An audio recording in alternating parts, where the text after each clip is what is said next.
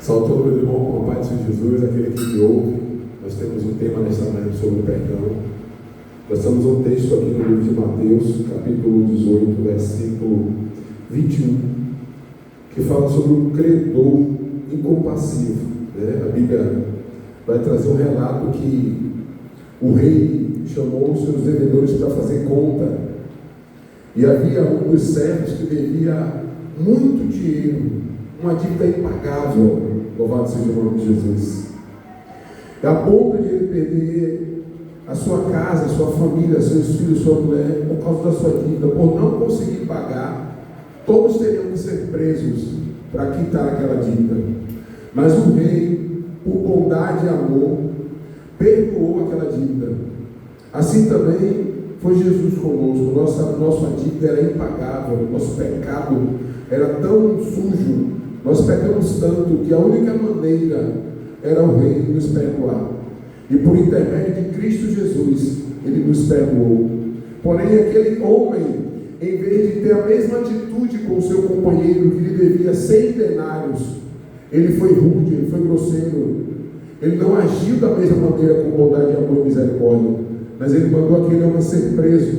E isso chegou ao ouvido do rei, e isso deixou o rei muito irado, insatisfeito.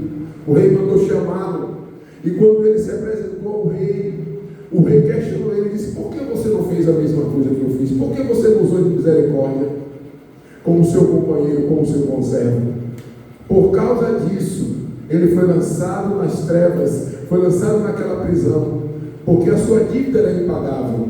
Nós devemos aproveitar a oportunidade que nós temos, assim como nós fomos perdoados, de pedir a ajuda de Deus para que Ele nos ajude também a perdoar. Porque quando a gente não perdoa, a gente se distancia de Deus. Mas quando a gente perdoa, as portas se abrem, nós somos soltos, libertos e transformados. Toda vez que a gente não perdoa, a gente fica preso a quem nos ofendeu. E nós caminhamos junto com essas prisões na nossa vida. E às vezes nem percebemos que estamos presos, caminhando e entendendo muitas das vezes que estamos agradando a Deus. Mas a única maneira de agradar a Deus é liberando o perdão, porque o perdão nos aproxima de Deus. Que Deus continue te abençoando. Faça uma reflexão, faça uma análise pessoal, examine-se o homem a si mesmo. A Bíblia diz assim: examine-se o homem a si mesmo, se examine e veja aquilo que precisa ser aparado, ser transformado, ser refeito na sua vida, e peça ajuda a Deus para que Ele possa lhe ajudar a perdoar, porque o perdão, volta a dizer, lhe aproxima de Deus. Deus te abençoe.